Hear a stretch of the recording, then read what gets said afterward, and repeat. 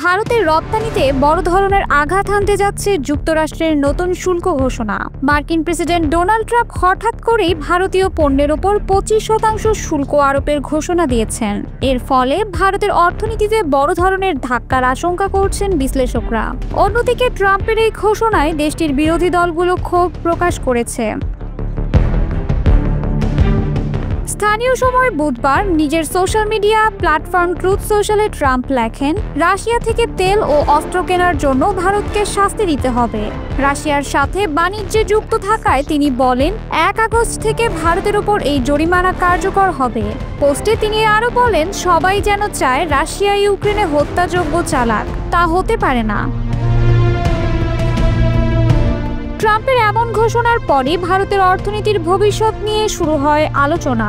বৃহস্পতিবার সকালে শেয়ার বাজার খুলতেই একের পর এক কোম্পানির শেয়ারের দাম পড়ে যেতে থাকে। বিশ্লেষকরা জানান, বাজার এমন একটি সময়ে পতনের মুখে পড়ল যখন বিনিয়োগকারীরা আশা করেছিল যুক্তরাষ্ট্র ও ভারতের মধ্যে একটি শুল্ক চুক্তি কার্যকর হতে যাচ্ছে। ভারতের শেয়ার বাজার বিশ্লেষক নীলেশ শাহ বলেন, যুক্তরাষ্ট্রের সঙ্গে বাণিজ্যিক সম্পর্ক মজবুত করতে ভারত বেশ কিছু ইতিবাচক পদক্ষেপ নিয়েছিল, কিন্তু ট্রাম্পের নতুন ঘোষণায় সেসব উদ্যোগ থমকে যেতে পারে। ভারতের জিডিপিতে সরাসরি আঘাত হানবে এই শুল্ক। রেটিং সংস্থা ইকরার প্রধান অর্থনীতিবিদ অদিতি নায়ার জানান, 25% মতো উচ্চ শুল্ক আমাদের প্রত্যাশার চেয়েও বেশি। এর ফলে ভারতের জিডিপি প্রবৃদ্ধি কমে যেতে পারে। ইকরা তাদের পূর্বাভাস ইতোমধ্যে 6.5% থেকে কমিয়ে 6.2% করেছে। আরেকটি ব্রোকারেজ সংস্থা নোমুরা হিসেব করে জানিয়েছে, ভারতের প্রবৃদ্ধি কমে যেতে পারে 0.2%। গত কয়েক মাস ধরে ওয়াশিংটন ও দিল্লির মধ্যে একাধিক বাণিজ্য আলোচনার পর ভারত কিছু পণ্যের উপর শুল্ক কমিয়েছিল, কিন্তু তবুও ট্রাম্প প্রশাসনের চোখে পড়ে $4,500 কোটি বিশাল বাণিজ্য ঘাটতি। ট্রাম্পের মূল লক্ষ্য এই ঘাটতি হ্রাস করা।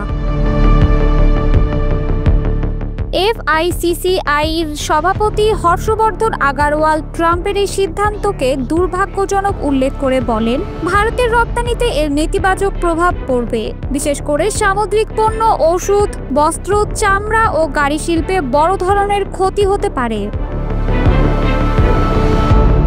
ফাউন্ডেশন ফর ইকোনমিক ডেভেলপমেন্টের রাহুল আহলুওয়ালিয়া বলেছেন, ভারতের বিনিয়োগ ও শিল্পায়নে বড় ধরনের প্রতিবন্ধকতা তৈরি হবে।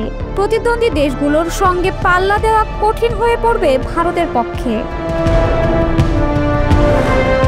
এদিকে চীনের সঙ্গে যুক্তরাষ্ট্রের চলমান আলোচনার ফলাফল হিসেবে দেশটির ওপর শুল্ক 145% থেকে কমিয়ে 30% আনা হয়েছে।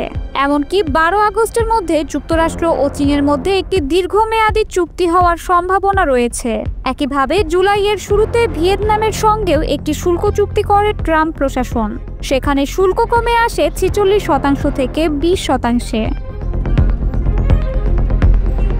ইউআই ইন্ডিয়ার বাণিজ্য নীতি বিশেষজ্ঞ অগ্নিশ্বর সেন মনে করেন, যদি নতুন শুল্ক ব্যবস্থা কার্যকর হয় তাহলে ভারতে বাণিজ্যিক আস্থা কমে যাবে।